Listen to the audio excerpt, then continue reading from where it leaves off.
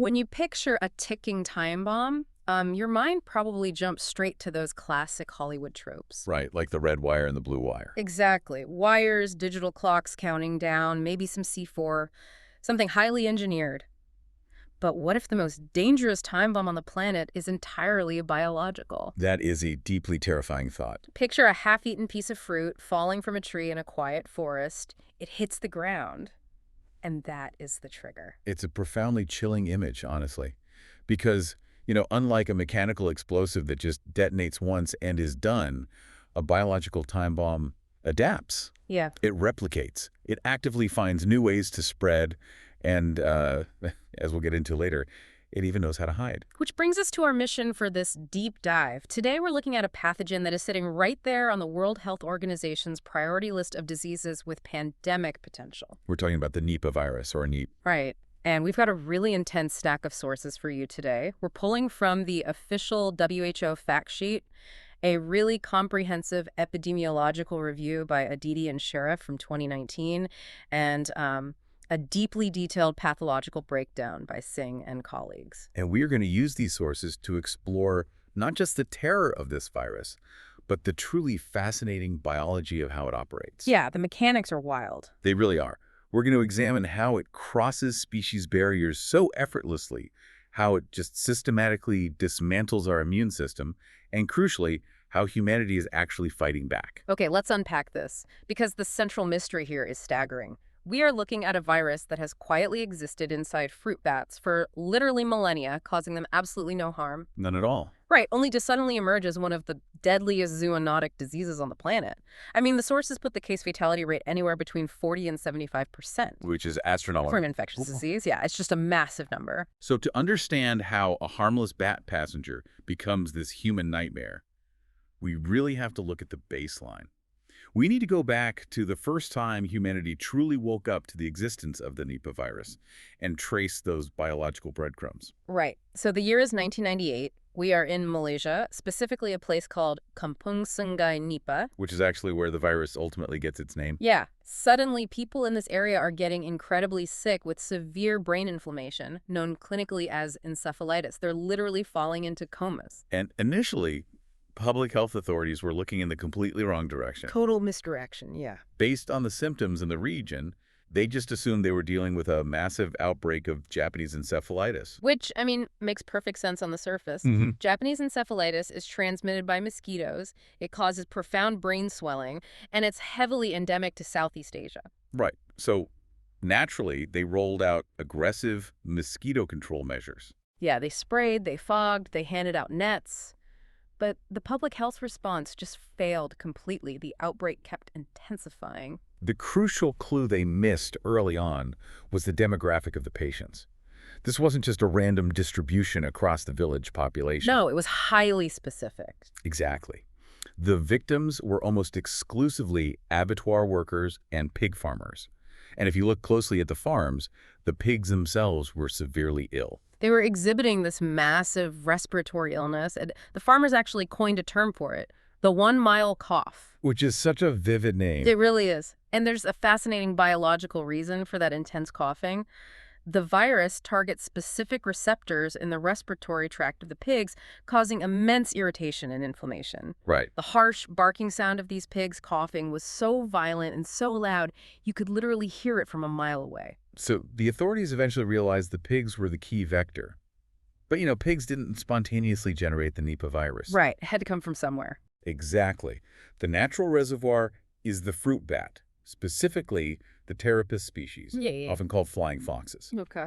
These bats were roosting in fruit trees, eating dates and mangoes, and occasionally dropping partially eaten virus-laced fruit or even just guano and saliva down below. Down directly into the pig enclosures. And here is where this concept of the viral megaphone comes into play. It's a great analogy. Yeah, because the pigs eat the contaminated fruit and they get infected. But they don't just act as a passive bridge, they act as a massive biological amplifier. They really do. It's like the pigs took a quiet bat virus and turned the volume up to an 11. Because the virus replicated so aggressively in the respiratory tracts, and because of that violent 1 mile cough we talked about, the pigs were essentially aerosolizing the Yeah, they virus. were turning it into a fine Right, mist. a mist for the farmers to breathe in all day long. If we connect this to the bigger picture, this wasn't just bad luck. It was an ecological collision, entirely manufactured by human agriculture. You have changing resource landscapes and deforestation, pushing bats closer to human settlements. Right. Add to that intensive agriculture. To maximize land use and create additional income, farmers were planting fruit-bearing trees right next to, or even shading, these massive, densely packed pig enclosures. Oh, wow. So we architecturally design the perfect setup for a spillover event. We basically built a biological drive-through for cross-species transmission. That is wild. And the human cost of that setup was devastating. By the time researchers finally isolated the new virus in 1999, there were 283 symptomatic cases and 109 human deaths. Yeah, it was a tragedy. And the only way the Malaysian government finally stopped the spread was through the heartbreaking, just sweeping cull of roughly 1 million pigs. That decision absolutely crippled the local agricultural economy, but it broke the chain of transmission. From a biological standpoint, though, watching this unfold raises a massive question about the virus itself. Right, like how does a single virus jump from a bat to a pig to a human so easily? Because most viruses are incredibly specialized, they evolve to fit a specific host. A virus that infects a tomato plant doesn't infect a golden retriever. No, of course not. So how is Nipah pulling off this biological parkour across completely different mammalian species? The answer lies in its molecular machinery. Yeah. Nipah is a paramyxovirus, specifically belonging to the henipavirus genus, and it relies on two primary tools to break into a host cell. Okay, what are they? First, you have the G protein, which is the attachment glycoprotein. Second, you have the F protein, which is the fusion protein. Here's where it gets really interesting, because the virus essentially possesses a molecular master key. That's the perfect way to describe it. Yeah. The G protein's entire job is to scan the outside of a host cell looking for a specific receptor to bind to. For Nipah, that target is a receptor called ephrin B2 and sometimes ephrin B3. Right. And here is the kicker. Ephrin B2 is highly conserved across mammals. And by conserved, geneticists mean it hasn't changed much throughout millions of years of evolution. Because it's too important, right? Yeah, exactly. Ephrin B2 plays a critical non-negotiable role in how neurons migrate and blood vessels form during embryonic development.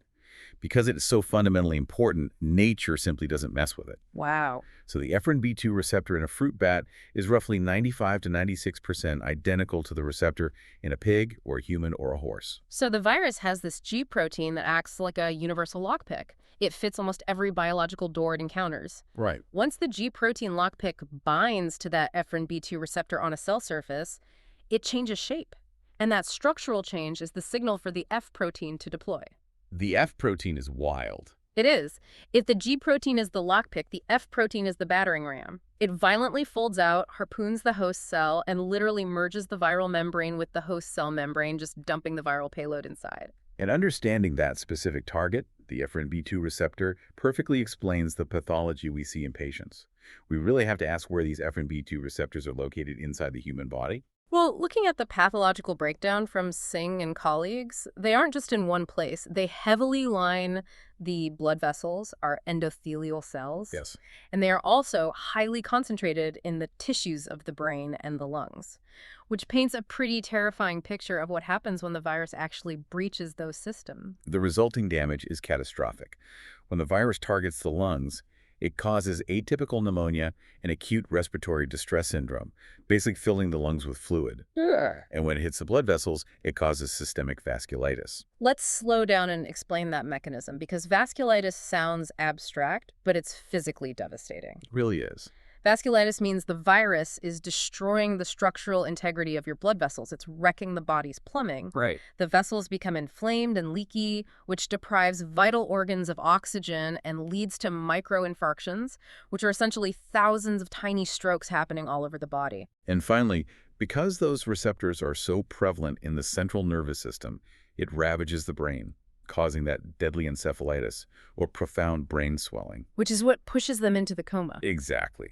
That's what ultimately pushes patients into a coma. So back in Malaysia, wiping out the pig populations, as devastating as it was, broke the chain. Yes. But if the pigs were the mandatory bridge, how do we explain what started happening in Bangladesh 3 years later? That was the big mystery. Yeah, because since 2001, we've been seeing almost annual outbreaks in places like Bangladesh and India.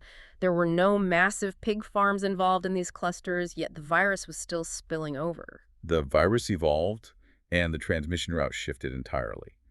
The sources detail two major clades or genetic groupings of the Nipah virus. Okay. You have the original NIVM-Y from Malaysia and Cambodia, and the newer NIVI-BD clade found in Bangladesh and India. And they're different. Yeah, genetically, the BD clade's genome is actually 6 nucleotides longer, but epidemiologically, it looked completely different. In Bangladesh, the outbreaks were traced to a specific cultural practice, the collection and consumption of raw date palm sap, known locally as tari. The process involves harvesters shaving the bark of the date palm trees and hanging these clay pots overnight to catch the sap as it bleeds out. Right. And when researchers went in and set up infrared cameras around these trees at night, the footage was incredibly revealing. These are the Terapus bats visiting the trees in the dark. Just hanging out. Yeah. The bats were drawn to the sweet sap. They were licking the sap streams as they flowed into the pots, contaminating the sap with their saliva, and frequently urinating and defecating into the collection vessels. Oh, man. And then humans would collect these pots at dawn and drink the raw, unpasteurized sap, taking in massive, concentrated viral loads. Well, hold on, though. If drinking this sap is delivering massive viral loads that completely destroy human lungs and brains, why aren't the bats dropping out of the trees? That is a very good point. If it's the exact same virus, shouldn't it be killing them too? Furthermore, if humans are drinking it directly, are we becoming the new amplifier? Those are arguably the two most critical questions in Nipah research right now. Let's tackle the human amplification first because it highlights the most alarming feature of that BD clade. Okay. Unlike the Malaysian outbreak, the outbreaks in Bangladesh and India demonstrated highly efficient human-to-human transmission. Wow. So it wasn't just bat to human anymore. People were coughing and passing it through respiratory droplets. Precisely. The virus is heavily present in human saliva and respiratory secretions. So public health officials started seeing these massive secondary transmission networks. Like in hospitals. Exactly. The index patient drinks the contaminated sap, gets terribly sick, and is rushed to the hospital. Then the healthcare workers, the devoted family members providing bedside care, and the vulnerable people in the neighboring hospital beds start contracting it. That's terrifying. The 2018 outbreak in Kerala, India, was a textbook example of this. Nearly all the cases were traced back to human-to-human transmission operating inside a healthcare setting. So cultural habits, like drinking raw sap, combined with this specific viral evolution, completely changed the epidemiological map. It really did. We went from an agricultural disaster requiring an animal intermediary to a direct human-to-human contagion. Yes. But that still leaves the bats. The bats are flying around totally fine, licking sap and shedding virus. How? If Nipah is so lethal to us, why is it basically less than a common cold for a bat? To understand that survival mechanism, we really have to dive into the host immune response. The bat's immune system is a marvel of evolutionary biology. The sources describe it as having a constitutive type 1 interferon system. Let's break that down because interferon is kind of a heavy term. Sure. Interferons are essentially the biochemical alarm bells of the immune system. When a virus breaks into a normal mammalian cell, that cell releases interferons to tell all the neighboring cells, hey, shields up, lock the doors, we're under attack. Right, it's a warning system. In humans, this alarm system is reactive. It only turns on when a threat is actually detected. But in fruit bats, this interferon system is constitutive. That means it is constantly, perpetually on. The bat's immune system is like a highly fortified castle where the guards never sleep. I love that. The alarm is perpetually ringing at this low, manageable volume.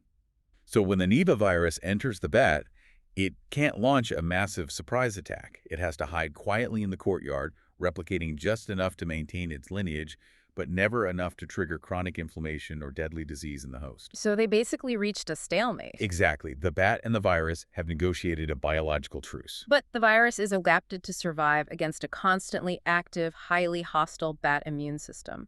So what happens when that hardened, battle-tested virus suddenly finds itself inside a human where our guards are fast asleep? Total devastation. Wow. Not only are our guards asleep, but the Nipah virus comes equipped with highly specialized biochemical weapons to ensure they never wake up. How does it do that? The Nipah virus genome encodes several non-structural proteins, specifically designated as the P, V, W, and C proteins.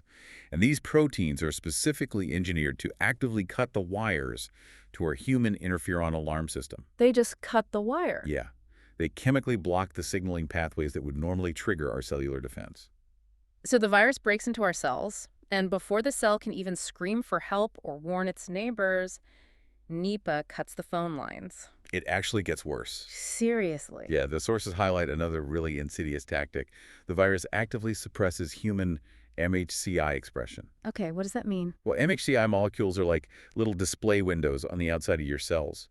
When a human cell is infected, it typically chops up a piece of the invading virus and puts it in that window. Oh, that's showing a mugshot. Exactly. That way, the roaming T cells of your adaptive immune system can look in the window, recognize the infection, and destroy the compromised cell. Okay, so what does Nipah do? Nipah aggressively pulls down the blinds on those windows. Wow, so our immune system is left completely blinded. The T cells are patrolling, but they literally can't see the infection. Completely blind. And because the immune system is oblivious, the virus replicates exponentially, unchecked.